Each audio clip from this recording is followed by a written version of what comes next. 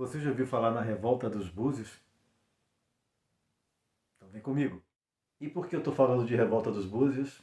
Porque hoje, 12 de agosto, é o dia de se comemorar a Revolta dos Búzios, na Bahia principalmente. Bom, a Revolta dos Búzios foi um movimento liderado por negros e mestiços na Bahia do século XVIII, mais precisamente o ano de 1798. E vale ressaltar aqui também que esse século XVIII foi agitado. Muito movimento, muita revolta para a libertação da Bahia e do Brasil da coroa portuguesa e os movimentos para a abolição da escravidão também. Né? Para isso, eu vou me servir aqui de algumas referências. Uma delas é este livro aqui, do Antônio Risério, chamado Uma História da Cidade da Bahia, pela editora Versal Editores. Né? Vou pegar alguns trechos aqui para a gente ter uma ideia do que foi esse movimento e desse corte na história desse período. Né? E aí agora eu vou puxar um pouquinho para a minha brasa e vocês vão entender por quê. Um trecho aqui do livro. Em 1714, circula a notícia, 1714, vejam que é século XVIII, né? E uma dica aqui também, a regra, se você sabe, para você saber o que é século 1, 2, 17, 18. Se você tem um ano terminado em 00, por exemplo, 1700, terminou em 00, elimina as duas casas. É igual a 0, 1700, 00, é igual a 0. Então você corta as duas, fica o quê? 17, século 17. Se for 1701, por exemplo, as duas últimas casas, 0, 1, é maior que 0? É maior que 0. Você corta e soma mais 1. Então 17 mais 1, 18. Então 1700, século 17. 1701, século 18. Voltando. Em 1714, circula a notícia sobre o Quilombo dos Campos da Cachoeira, território do atual município de São Gonçalo dos Campos, minha cidade. Por isso estou puxando para a minha brasa. Então o governador da época, ele manda um destacamento dar conta desse quilombo, né? Porque já estava espalhando a notícia que tinha um quilombo e que estava tomando conta da região. E o governador escreve: sou informado de que nos matos dos Campos da Cachoeira, distrito do regimento de Vossa Mercê, há um grande mocambo de negros fugidos. Esse é o recado que ele manda lá para o capitão do mato da área. Né? Mocambo também é o nome mais utilizado na época para quilombo. E aí ele volta. Só que ele mandou o destacamento, o capitão do mato, e não deram conta desse movimento. Né? E aí ele fala aqui o livro, o Risério. Mas, em vez de ser notificado acerca da destruição do mocambo, o governador é premiado com a informação da existência de um outro ajuntamento de negros, mais antigo e poderoso na mesma região. Era o quilombo de Caracuanha. Caracuanha. Isso mesmo. Século XVIII movimentado esse, hein? Tem mais. Então a gente está vendo aí que o século XVIII foi realmente movimentado, sobretudo pela luta dos negros, tanto os negros que já estavam libertos quanto os escravos mesmo, para a abolição da escravidão. Né? E isso vai culminar com o agosto de 1798, que é o mês que acontece a Revolta dos Búzios. E no dia 12 de agosto de 1798, a cidade de Salvador amanheceu repleta de panfletos, os chamados pasquins, conclamando o povo para participar dessa luta. Né? É por isso que o dia 12 é marcado como o dia da Revolta dos Búzios. E aí tem um outro trecho que eu vou ler aqui do livro do Risério, que mostra bem o que foi isso aqui. Então, na noite daquele mesmo dia, ele está falando num dia que os líderes do movimento foram presos. Na noite daquele mesmo dia, conspiradores se encontraram e acabaram resolvendo radicalizar. Marcaram uma reunião no campo do dique, é o dique do Tororó, a fim de checar as forças com que poderiam contar. Lembre-se, aliás, que José de Freitas Sacoto, um dos líderes, preso pela repressão, declarou que quem se alistava no Partido da Revolução trazia sinais distintivos de sua escolha, uma espécie de semiótica da militância. Quais eram esses distintivos, esses sinais? Brinco na orelha, barba crescida ao meio do queixo, um búzio de Angola nas cadeias do relógio, uma pulseira com um búzio. Né? Você vê que quando a gente vai estudar um pouquinho de história, a gente encontra coisa. Né? Um brinco na orelha, a barba, era um sinal de um revolucionário. Será que a gente tem muita referência na história sobre isso? Bom, nesses panfletos, nesses pasquins, havia ainda um poema panfleto decorado pelos subversivos, cuja última estrofe dizia: quando os olhos dos baianos estes quadros divisarem, e longe de si lançarem 1000 despóticos tiranos, que felizes e soberanos nas suas terras serão. Oh, que doce comoção! Experimentarão essas venturas, só elas, bem que futuras, preenchem meu coração. Isso aqui lembra muito um trecho do hino a 2 de julho, o hino da Bahia, que fala que os brasileiros com tiranos não combinam corações brasileiros. É isso o trecho. É bonito isso, né? Bom, e aí daí também a gente vê de onde vem a história do búzio, né? O búzio como um signo, um sinal de quem participava daquele movimento, da revolta dos búzios. E essa questão do búzio é muito relacionado também a uma parcela dos negros que no século XVIII começaram a chegar mais à Bahia, que são os malês, que são os negros islamizados. Sabiam ler, conheciam matemática. Tem os malês, os alçás. E aqui eu vou ler mais um trecho. Os alçás, negros islamizados, eram vizinhos dos iorubanos. E aqui o Rizelli faz um destaque para uma personalidade que a gente conhece, que tem a sua origem nos negros alçás. Por uma curiosidade histórica, lembro aqui um dos principais líderes comunistas do Brasil, o baiano Carlos Marighella. Não deixou de retraçar aos alçás, também chamados malês, a sua disposição para a luta armada contra a ditadura militar em finais da década de 1960. É o que se lê em seu texto Por que resistir à prisão?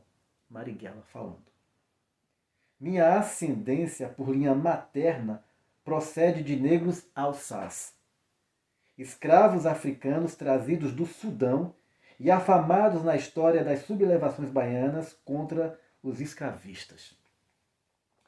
E aí, valeu a referência aqui também. Onde é que está, meu Deus? Onde eu deixei? Você já viu que inferno? Ah, tá aqui. Bom, a outra referência é essa aqui, né? Que é a biografia do Marighella, do Mário Magalhães. Marighella, o guerreiro que incendiou o mundo, da editora Companhia das Letras. Vale a pena a leitura porque aqui é um livro cheio de detalhes, riquíssimo, onde ele não conta só a história do Marighella, mas um período importante da história do Brasil. Eu recomendo essa leitura. E também o filme do Marighella, no papel título Seu Jorge, e um filme do Wagner Moura dirigindo, né? Você vê, né, que ele se refere muito a essa ascendência malê, alçá, como um traço forte de sua personalidade. Bom, e falando de Búzios, dos malês, alçás, umas curiosidades. Sobre dessa influência que a gente tem aqui na Bahia, na culinária, na poesia, nas músicas. E uma dessas está aqui nesse livro da Dadá, né, que é um prato que já foi bastante conhecido aqui, hoje não tanto, mas ainda se tem notícias, que é arroz de alçá. Não confundir com arroz de cuchá, que é lá do Maranhão, tá? Olha que coisa linda. Isso aqui, ó. Tá vendo aqui? É um arroz branco de coco, ele é feito para ficar bem grudadinho, para dar para informar, com um molho de carne seca, ou carne de charque, um pouco de camarão seco, dendê, servido com um bom molho de pimenta, né? O arroz de cuchá é camarão com azedinho, uma ervazinha e tal, né? Que tem lá no Mané, certamente é outra influência africana também, né? E na música tem o Olodum, né? Olodum. Não nesse disco, mas esse aqui tem algumas coisas. Principalmente a Revolta Olodum, que é: sou mandinga balaiada, sou malê, sou búzios, sou revoltas, arerê. Ô Curisco, Maria Bonita mandou te chamar. Ô Curisco, Maria Bonita mandou te chamar. É o vingador de Lampião, é o vingador de Lampião. Eita cabra da peste, Pelourinho, Olodum, somos do Nordeste. E por aí vai. E uma outra também que se usou muito dessas influências, Banda Reflexos, que o nome correto é Banda Reflexos da Mãe África. E tem uma música da Reflexos que fala dessa influência também, que é Colofé e Leia Nanaie, nação de Queto Angola, ó Nanaie, Zimbábue, Mali, Gana, Guiné, Guiné, Guiné, ó Nanaie, Ibo, Alçás, Fulanis e Yorubás, Ileaie, Lagos capital que sempre brilhará, Colofé e Leia Nanaie. Colofé é uma saudação, como Saravá. Chegou alguém e fala Colofé, e você responde Colofé Lorum. As nossas influências, né? E para fechar, eu quero destacar aqui esse traço importante, a importância de se comemorar a revolta dos Búzios e essa influência que se traz desde essa época até os dias de hoje, neste trecho aqui do livro do Antônio Risério. Foi justamente da série de insurreições antes arroladas que se teceu a fama revolucionária dos pretos da Bahia.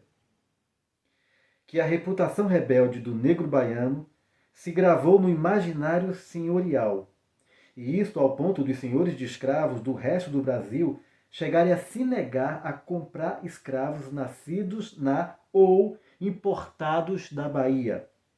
Fato que ocorreu, por sinal, na infância do ex-escravo, futuro poeta e líder abolicionista Luiz Gama. Olha que referência. Autor de Quem Sou Eu? Poema que se tornou conhecido popularmente como a Bodorrada. Em sua famosa carta autobiográfica, Gama, que aos 10 anos de idade foi vendido pelo seu próprio pai como escravo, relata: fui escolhido por muitos compradores e por todos repelido como se repelem coisas ruins, pelo simples fato de ser eu baiano. Os escravos dessa naturalidade amedrontavam na época o Brasil inteiro.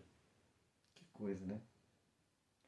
Acontece que Gama era também filho natural de uma negra africana livre da Costa da Mina, Nagô de Nação. A Costa da Mina é um trecho do litoral do Golfo de Guiné, na África, que compreende Gana, Togo, Benin, que antigamente era o reino de Daomé. E por falar em Daomé, aqui no Brasil a gente tinha o trono do reino de Daomé, que estava no Museu Nacional, lá no Rio de Janeiro, que pegou fogo, e infelizmente a gente perdeu essa relíquia, né, que foi um presente do Benin aqui para o Brasil. Essas coisas todas que acontecem, né? Então, gente, você vê, né, o Luiz Gama, aliás, tem filme sobre o Gama que está rodando agora nos cinemas, tem peças sobre o Luiz Gama que vale realmente a pena a gente conferir. Isso tudo para falar dessa influência, né, dos negros alçados, dos negros malês, dos negros na Bahia e que traz com a gente essa referência de luta por seus direitos, que vai bater num livro que é sucesso hoje no Brasil, que é, pode esperar aqui antes que caia, Torto Arado, do Itamar Vieira Júnior.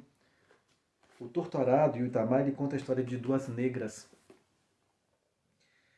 na Chapada Diamantina, né? Quilombos da Chapada Diamantina. Lembra que eu estava falando lá atrás que os quilombos se dissiparam por todo o recôncavo Salvador, pelo sertão, pela Chapada Diamantina. E a gente entende tudo quando a gente pega a história e quando a gente lê esse livro, o que é essa descendência, essa ascendência que está impregnada na gente por luta, por justiça. É por isso que a gente tem que comemorar o dia da Revolta dos Búzios. A Revolta dos Búzios teve uma bandeira. Essa bandeira, de uns anos para cá, é hasteada em Salvador no dia 12 de agosto. Eu acho que na Praça da Piedade. A Praça da Piedade fica no centro de Salvador. Quem costuma vir ao Carnaval conhece ali, Praça da Piedade, Relógio de São Pedro. A Praça da Piedade era o palco onde tinha forca, né? Eram enforcados os dissidentes, os conspiradores. E os 4 líderes da Revolta dos Búzios foram enforcados, seus corpos esquartejados e distribuídos por áreas diferentes de Salvador. Vale lembrar também que geralmente se refere a 4 homens, mas a revolta não teve só homem, não, teve muitas mulheres, participação de muitas mulheres que hoje são consideradas heroínas também. Bom, a bandeira, vocês estão vendo aqui, ela tem uma estrela, 6 pontos dessas estrelas que simboliza 1. A abolição da escravidão, 2. O fim do preconceito, 3. Proclamação da República, 4. Diminuição de impostos, 5. Abertura dos portos, 6. Aumento de salários. Tem uma inscrição também em latim, que eu não vou me atrever a falar em latim, mas que o termo significa: apareça e não se esconda. Importante isso, não se esconda.